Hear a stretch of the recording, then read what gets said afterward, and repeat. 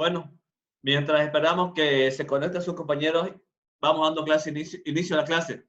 De todas maneras, igual se las voy a pasar la clase completa a su WhatsApp, así que empecemos. Bueno, siguiendo, como le decía, lo mismo el orden cronológico de todas las patologías abdominales. Vamos a ver ahora una que es súper importante, es la patología hepática, todas las patologías que nos da y nos produce el hígado. Así que, bueno, damos inicio primeramente con la anatomía.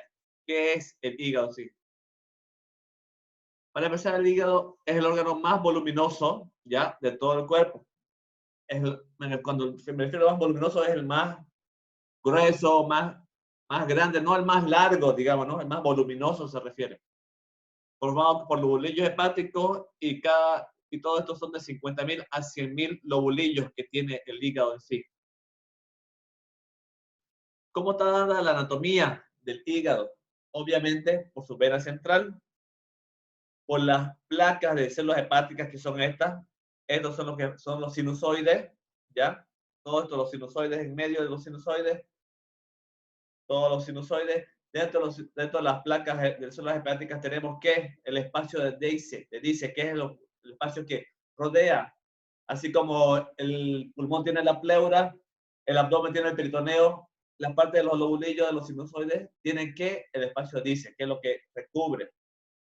Obviamente tiene los vasos sanguíneos como ser las arterias hepáticas, la vena porta que va y irriga los espacios de Dice y obviamente los conductos linfáticos. Todo esto está formado ¿por qué? Por el hígado. Sin dejar atrás, obviamente, el conducto linfático, como ven aquí, va y irriga, ya, todo lo que conocemos como el espacio de Dice. El hígado recibe la sangre de la vena porta y de la arteria hepática. Aquí está. Vena porta, esta azul grandota, y de la arteria hepática, obviamente de color rojo. Color rojo ya dijimos por qué la sangre, porque está oxigenada. Color azul, ¿por qué? Porque no es sangre oxigenada, no está tan oxigenada como la de la arteria. El hígado posee un flujo elevado, ¿ya? Posee un elevado flujo sanguíneo y resistencia vascular periférica, reducida, perdón, ¿ya? ¿A qué se refiere con resistencia vascular reducida? Que la sangre circula tranquila por todos los vasos sanguíneos, está tranquila. No hay esa presión de que, pucha, tenemos que llegar rápido, no. La sangre circula tranquila, como si estuvieran en una cuarentena, están caminando tranquilas, no pasa nada. La arteria hepática aporta de 3.000 ml más de sangre al hígado. Los sinusoides hepáticos de la vena porta aportan 1.050 ml, a diferencia de la arteria hepática que es 3.000. 1.350 ml por minuto, que es igual al 27% del gasto cardíaco.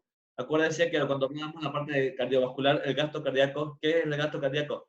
Es la función que demanda el órgano para que el corazón mande más sangre a ese órgano que está trabajando. ¿Para qué? Para la oxigenación, la función de nutrientes y proteínas. Cuando hablamos del hígado, hay una patología que siempre se nos viene a la cabeza, si no la hepatitis o la cirrosis hepática.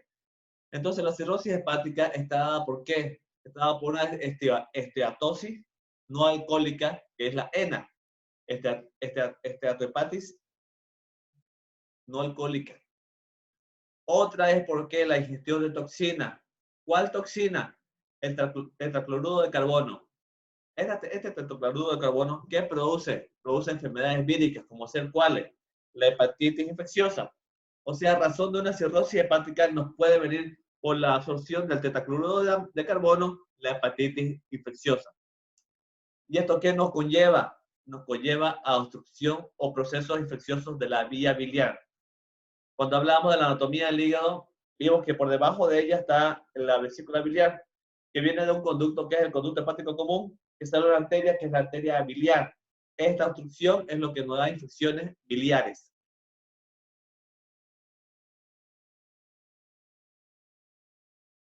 El hígado actúa como depósito de sangre. ¿A qué me refiero cuando actúa como depósito de sangre? Las venas hepáticas y sinusoides aportan casi 450 ml, que es igual a casi un 10% del volumen sanguíneo total del organismo. O sea que de toda la sangre que circula en nuestro cuerpo, 10% sí o sí se va al hígado. ¿Por medio de qué? Por las venas hepáticas y los sinusoides. ¿Cuáles son los sinusoides? Lo vimos en los dibujos hace ratito. Estos son los sinusoides, estos espacios. Entonces se encuentran las placas de células hepáticas.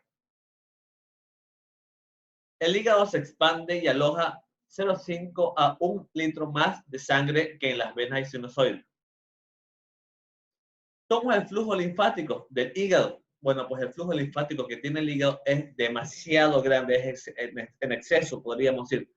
La linfa que tiene el hígado, que drena, perdón, el hígado, tiene una concentración de proteínas que es de 6 gramos por decilitro. Las presiones vasculares hepáticas elevadas pueden favorecer ¿a qué?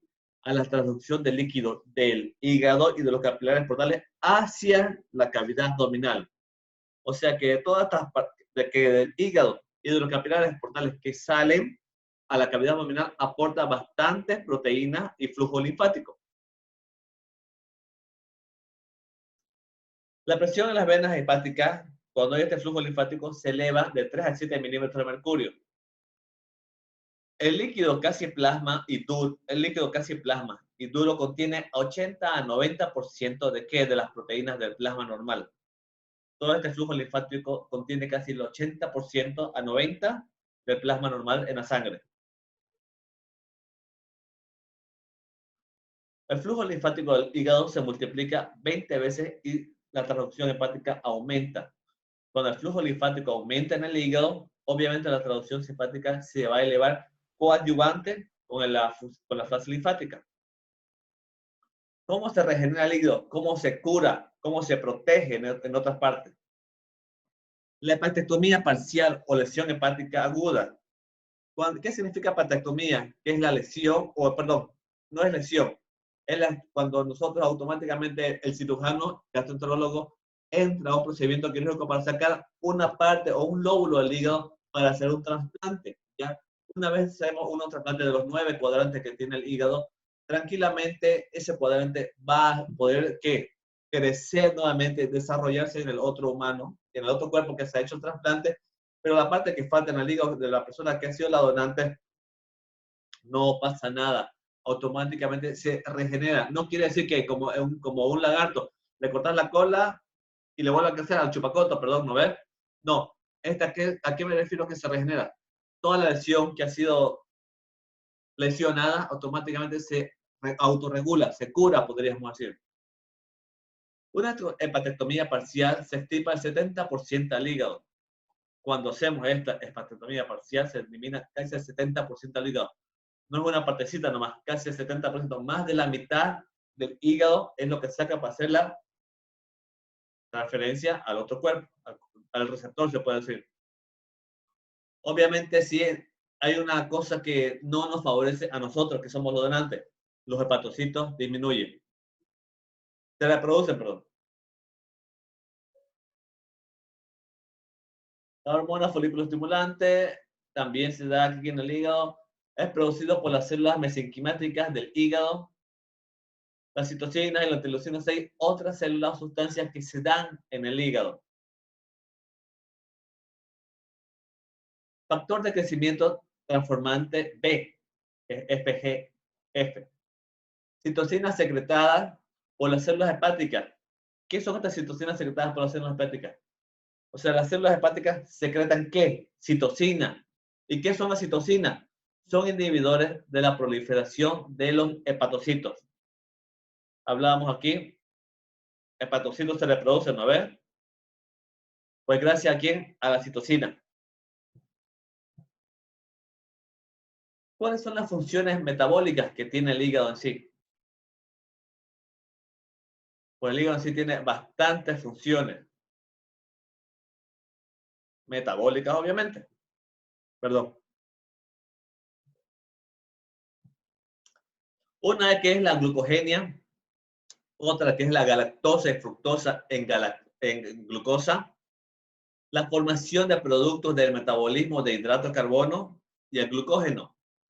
Si se dan cuenta, todo es glucosa, glucógeno, glucogenia, galactosa, fructosa en glucosa. Todos estos son metabolitos de hidratos de carbono.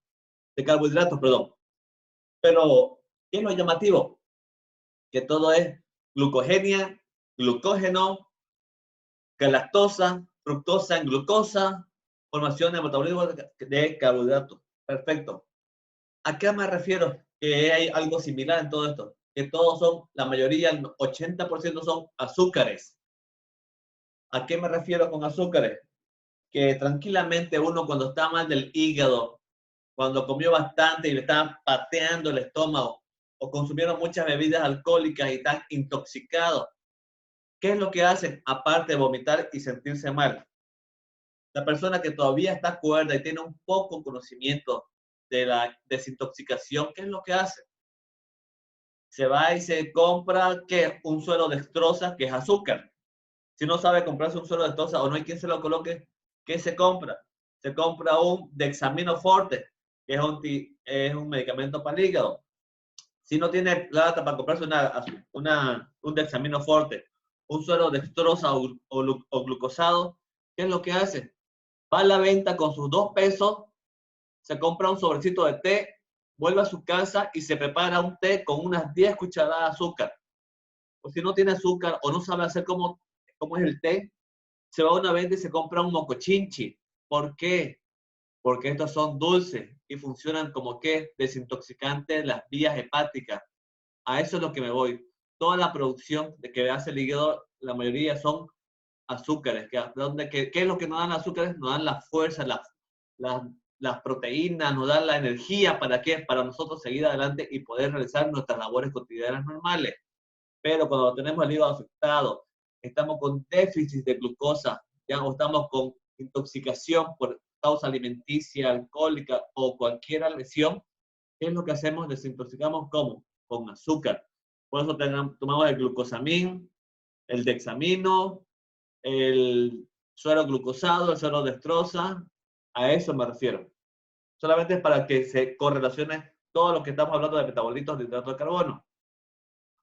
Cuando hablamos de metabolitos de las grasas, ¿qué es lo que se da aquí? Se da la oxidación de ácidos grasos, síntesis de colesterol, fosfolípidos, lipoproteínas, síntesis de grasa a partir de proteínas y de hidratos de carbono. Metabolismo de la proteína. ¿Cómo se da el metabolismo de esta proteína? Primeramente hay la desaminación de qué? De los aminoácidos. ¿Pasa a qué? A la formación de la proteína de plasma. Una vez se empieza a formar el plasma, hay la formación de urea para eliminar ¿qué? Los aminoácidos que ya fueron de aminoácidos de los líquidos corporales. Que se da que hace rato dijimos la diseminación de los aminoácidos. Esta diseminación de los aminoácidos es por la formación de urea para eliminar ¿qué? El amoníaco que se da en los líquidos corporales. Aparte también hay una síntesis de otros compuestos. ¿A partir de qué? De estos, de los aminoácidos, que son los que nos provocan los malestares estomacales. En el hígado también hay otro metabolismo, que son ¿cuáles? El metabolismo de las proteínas, desaminación, perdón. El hígado almacena ¿qué? Vitaminas, como ser cuál es la más frecuente, la vitamina A, la vitamina D y la vitamina B12. Funciona como depósito de hierro en forma de ferritina. Por eso que nosotros a los pacientes que tienen coronavirus siempre también le pedimos ferritina en sangre o hierro. ¿Para qué? Para ver los niveles de cómo están funcionando o trabajando el órgano hepático. En el hígado también produce sustancias de coagulación sanguínea, como ser el fibrinógeno, la protrombina, la globulina aceleradora y el factor 7. Todos estos factores que intervienen en la cascada de coagulación que ya lo hemos visto en sangre. ¿Cuáles son otras funciones? Otras funciones que tiene el hígado es que depura o elimina las hormonas, medicamentos y otras sustancias, como ser la sulfamida, penicilina, ampicilina, toxinas, esteroides, estrógenos, cortisol y la aldosterona. Todo esto que hemos hablado, estos antibióticos, proteínas, estos medicamentos, ¿ya? Son productos que eliminan o depuran o los degrada el líquido para poder eliminar la parte que no vamos a usar de estos mismos. Una vez que ya sabemos o conocemos muy poco o así superficialmente algo que ya han visto ustedes en anatomía, algo que ya han visto en fisiología y algo que ya han visto en embriología, pues vamos a pasar al tema que nos interesa, la fisiopatología del hígado. La causa principal por la que un paciente acude por un problema hepático al consultorio médico, a la emergencia o cae a un servicio de cuidado intermedio es ¿cuál? La hepatitis. Es una de las enfermedades más frecuentes que tenemos a nivel de las vías hepáticas. ¿Qué es la hepatitis? Obviamente tenemos que relacionar primero, hepa significa hígado, itis significa inflamación, entonces listo, pum, correlacionamos que es un término general para designar qué inflamación hepática o del hígado. Ante una injuria, injuria significa un daño. Ante una injuria aguda o crónica, con o sin muerte celular, se producen alteraciones de la membrana celular con aumento de ¿qué? De la permeabilidad y salida de enzimas. Cuando hay aumento en la permeabilidad, los poros hepáticos se empiezan a abrir y tenemos fuga de enzimas, tenemos fuga de proteínas, tenemos fuga de glucosa, fructosa o galactosa, que son metabolitos de los hidratos de carbono. No se olviden de lo que hablamos de eso. ¿Cuáles son las alteraciones bioquímicas que tenemos en la hepatitis? Tenemos elevación de las bilirrubinas con incremento de ambas fracciones. Cuando hablamos de incremento de ambas fracciones, ¿nos referimos a qué? Las bilirrubinas son bilirrubinas directas, bilirrubinas indirectas y las bilirrubinas totales, que es la suma de la directa y la indirecta. Aumento de las aminotransferasas entre 20 a 40% por encima de los niveles normales. La fosfatasa alcalina se encuentra normal o algunas veces se la observa elevada. ¿Cuáles son las causas por las cuales nosotros podemos llegar a tener hepatitis aguda? Bueno, para empezar, la hepatitis viral aguda puede ser la hepatitis puede ser la hepatitis tipo A, la hepatitis tipo B o el virus C, que es mucho menos frecuente. No es un número tan elevado como las dos primeras. Puede ser por hepatitis tóxica o farmacológica, obstrucción biliar por un cálculo de la vía biliar que obstruye el conducto hepático común, nos puede producir una hepatitis. Hepatitis alcohólica por el excesivo consumo, obviamente ya sabemos de qué. La transaminasa disminuye. Isquemia, hipoxia hepática, por el mismo cálculo que tenemos o por la misma inflamación de las paredes o de los conductos, hay una disminución del riesgo sanguíneo.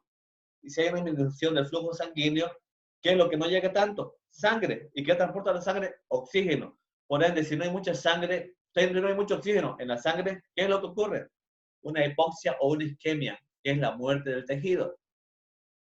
Hepatitis viral. ¿Cuáles son las causas de la hepatitis viral que tenemos? Ya habíamos dicho la A, la B, la C, la D y la E. Empecemos entonces. Ya habíamos visto A, B, C, D, E. ¿Que son cuáles o por cuáles? Virus de Epstein-Barr, citomegalovirus, herpes simple y varicela zoster. Esas son las causas por las cuales se puede dar el contagio del virus de la hepatitis. ¿Cuál es el mecanismo patógeno para que se dé esta inflamación? Es la respuesta inmune contra el antígeno viral en los hepatocitos infectados. Necrosis hepatocelular, reacción inflamatoria, reacción autoinmune en los hepatocitos análogos, obviamente, y la persistencia viral perpetua la infección, que nos lleva a una cronicidad del caso o del cuadro clínico que estamos viendo. Al cuadro hepático me refiero. Muy bien, hablemos de la hepatitis A. Voy a hacer una pausa, les mando un nuevo enlace.